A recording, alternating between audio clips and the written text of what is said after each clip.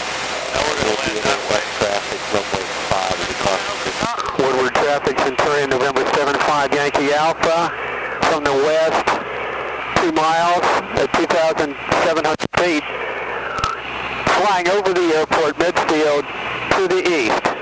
Woodward traffic.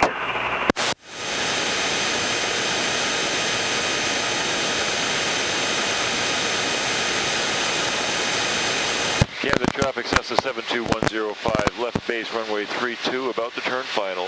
Full stop, Camden. Okay, your feet are well away from the pedals. Woodward traffic, Centurion 75 Yankee Alpha, 1 mile west at 2,700 feet, fly over midfield to the east. Woodward traffic.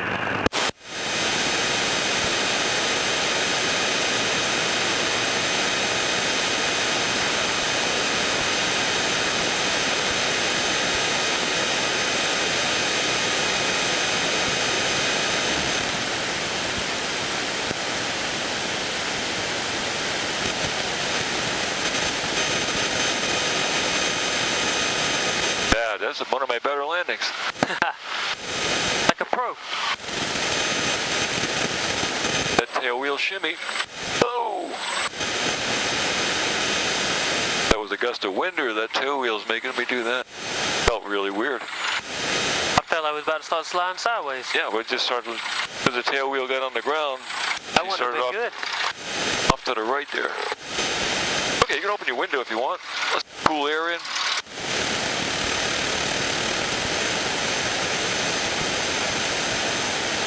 Camden traffic, Cessna 105, back taxiing runway 32, headed for the terminal. That's not shimmying so bad. But that's exactly what it did with Courtney when we landed. As soon as the tail wheel came down, it started rattling like crazy. Freak out. Camden traffic, Cessna 105, clear of runway 32, headed for the terminal.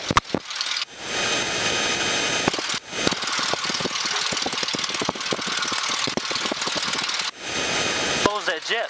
That private one? Huh? That private jet. Oh, the one in the hangar there? That's Yeah. a turboprop. Dead engines with propellers on the front. I don't know if they're doing maintenance on that, or if it's just getting ready to come out of there. Or the tractor in front of it, they may have just put it in there, actually.